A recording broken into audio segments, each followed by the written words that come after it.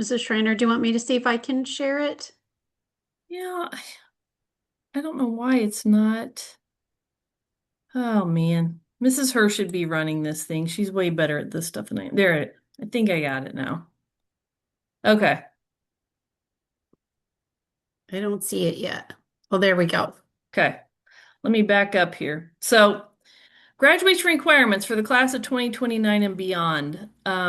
Last year, well, the current freshman class, we had a huge shift from the state of Indiana in diplomas. And so we thought it's probably a good idea just to let parents and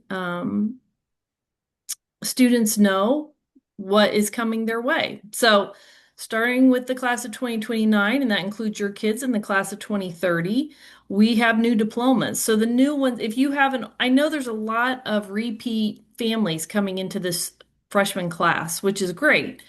Um, but your current class of 2030 student is going to have totally different requirements for graduation than your older children might have had. So the new lingo is that we have an Indiana diploma. With the Indiana diploma, they do have to complete the graduation pathways, and we'll talk about that in a minute. But then there's also the Indiana Diploma Enrollment Honor Seal and the Indiana Diploma Enrollment Honor Seal Plus. And so we wanted to just go over a little bit of that with you guys and let you know these are the requirements for, um, I want to make sure there's nobody else in the waiting room here really quick. Sorry. Um, Make sure that these are, you guys all understand what has to be, um,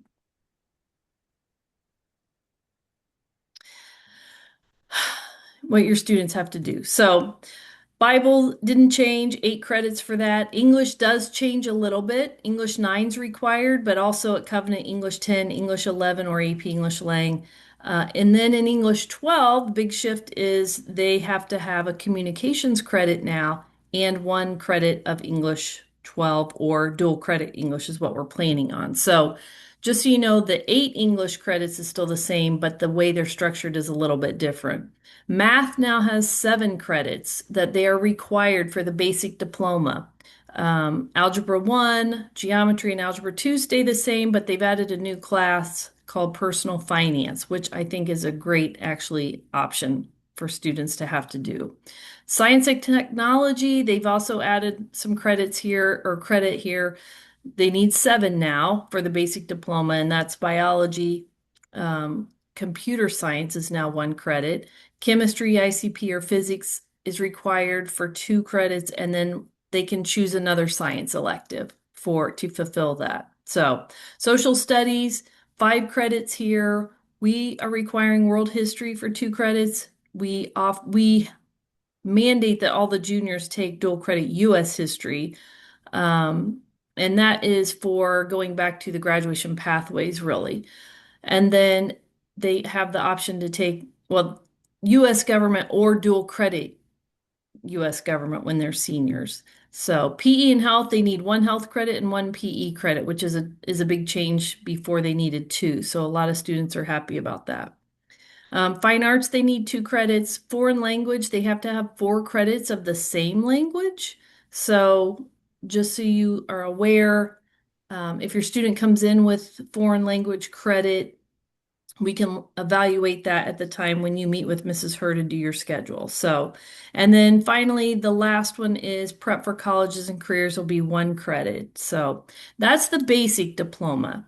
I know at Covenant it's a high achieving environment, so sometimes kids want to do even more. So the enrollment honor seal plus the honors enrollment seal, sorry, requires an additional 2 credits in math, an additional social studies elective.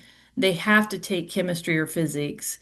They do have to have a C or higher in all the classes that count towards the diploma. And the C is not a C minus, it is a C. So we say a 74 or above, that is the minimum C.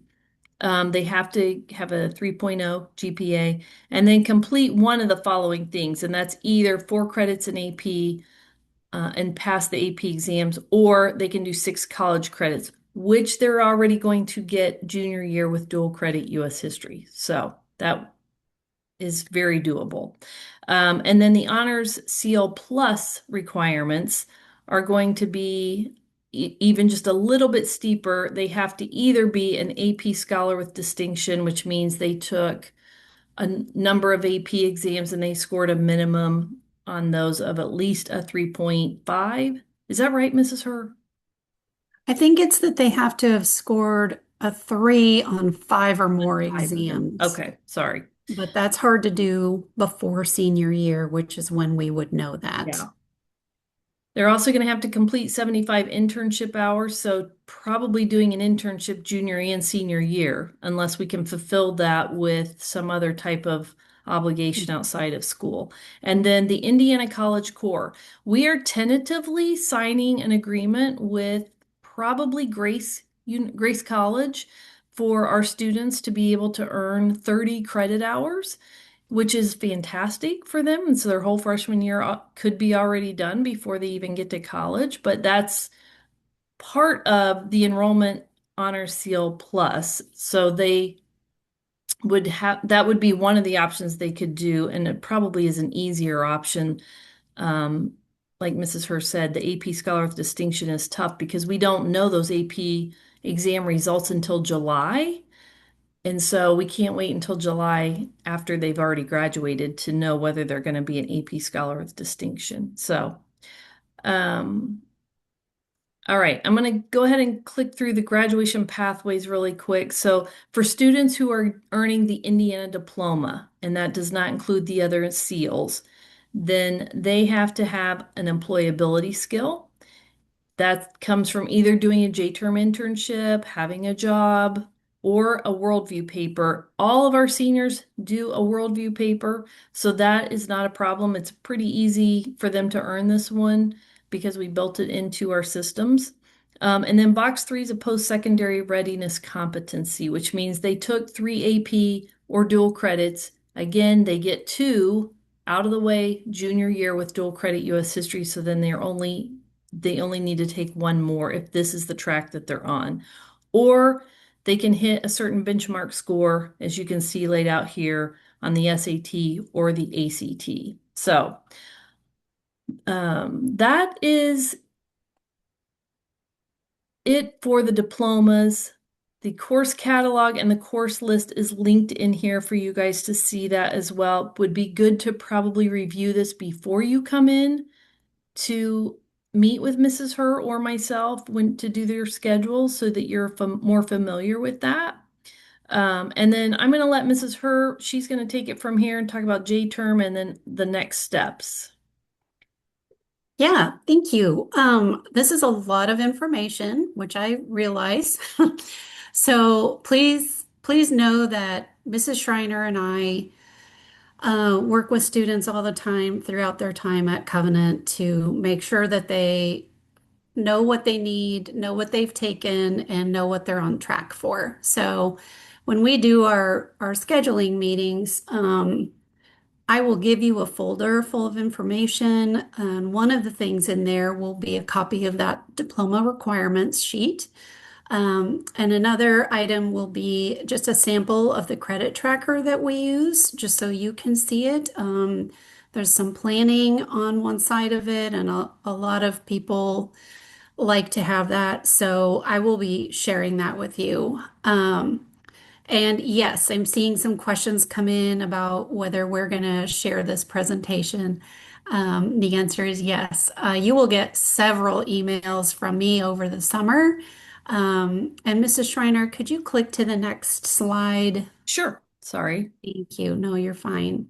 You'll get several emails from me over the summer, so you may wish you were hearing from me less, but I would rather have you feel that way than feel like you're not hearing from me enough. So there will be a lot of links throughout the summer, and I will send this out for you. So J-term. One of the questions that I get a lot from new families, new students, if this is your first high schooler or your first student at Covenant, we take the first 2 weeks after Christmas break out of our normal routine. So when we come back in January, the first 2 weeks are a completely different schedule. Freshmen and sophomores choose 2 classes per day. They stay on campus and they take 2 3-hour classes. Some of them are credit bearing, but for the most part, they are classes worth a half a credit each that do not factor into their GPA, and they really are intended to reconnect with the joy of learning. We've had amazing classes. In the past, I'm thinking of like a self-defense class, a class about history and movies and how history is depicted in movies, sketching the literary landscape, cooking classes. Those are really popular, and students love those so that they can just learn something that they choose and that they're interested in. They are required days. We try to make them purposeful school days. They're not optional. We have a lot of questions about whether we can go on vacation during that time. Will that count against me? And it is important to us. They are required school days. So the way it works is if a student is sick during that time, they can miss up to 2 days and still get credit for the class. But if they miss more than 2 days, it's too much. You're missing 20% of the content. So if it's for an excused reason, we just don't give a grade, we don't count it. But if it's for unexcused reasons, then they would get an F. So we don't like that to be a surprise to people. So we can talk more about that if you have other questions, but when we meet over the summer. But J-term is a really special time at Covenant. When they're juniors and seniors, we want them off campus doing internships and taking cross-cultural trips.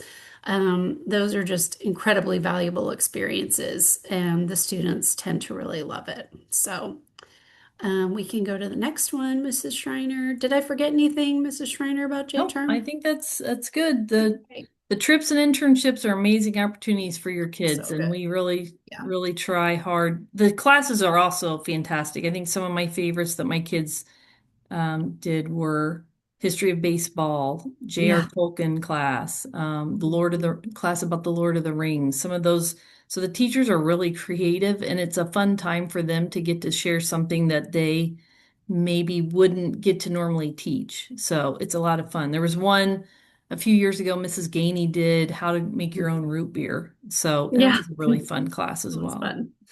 Yeah. Um, we will start sending out information about J-term usually in November. So your students, one of the things we will talk a lot about with our freshmen and with new families is to get them in a habit of checking email so that they don't miss class signups. So, um, as far as your next steps for your freshmen, um, you're going to want to go make sure that you've done all the steps on that enroll page on our website that's shown there. It's covenantchristian.org/enroll, and just make sure you have followed all of the steps. Um, Two really important parts as far as getting registered for classes is it's really helpful to me if you fill out that freshman information and math assessment form. That tells me if your student needs to take NWEA or not. It also helps me know what classes they've taken for credit, so that when we meet, I feel more prepared to talk about what your student is taking next. Um, and then also make sure you've signed up for a scheduling meeting with me. Um, both of the links for these things are on that enroll page of our website. So I notice, I think almost 60 incoming freshmen have signed up for scheduling meetings with me. So just make sure you do that if you haven't done that yet.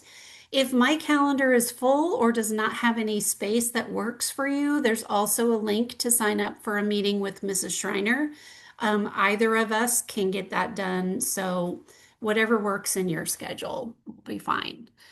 You can go to the next one. During those scheduling meetings, it's really helpful. We will request transcripts for your students. Mrs. Wildman is our registrar. She will communicate with your students' eighth grade school to ask for their final transcripts.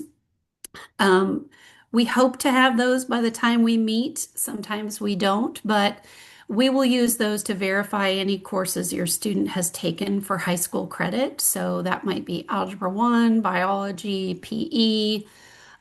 Those are the most common probably, but some students have taken other classes for credit. So the key is we have to see it on a transcript and that it has to show that it does count as credit because middle school classes are not credit bearing. The ones that count for credit are high school level. So, also in that meeting, your student will choose their electives if possible. If there's any room in their schedule, we'll talk about specific needs they might have. That's a time we can answer questions for you or identify any concerns you or your student might have. And I will send you home with a folder full of resources such as the dress code, bring your own device information, what is the technology, what are the technology guidelines, what are the attendance policies, the daily schedule, all kinds of things that are just going to be helpful for you to have in your hands before the beginning of the school year. So it's a really, really valuable time. For those meetings, it works best if a parent and the student are present. Both parents don't have to come, but you are welcome to. But it's really helpful if we have the student there as well. So just be aware of that. Okay, what's up next? Putting on your calendar for the events coming up, we have the new family cookout, May 20th at 5:30 p.m. You can register. There's been a couple emails that have gone out. There's a link here that when we send out this slide deck, hopefully you'll be able to click there. But if you need the link to register, you're welcome to reach out to me if you can't find it. But please come. I've gotten questions about what if I'm a returning family? Can I still come? Absolutely. If you have a freshman starting this fall, please join us. New parent orientation is July 27th at 6:30 p.m. That is the Monday evening before school starts. So just be sure that you can come if you can. It's a really great evening that you can hear from some administrators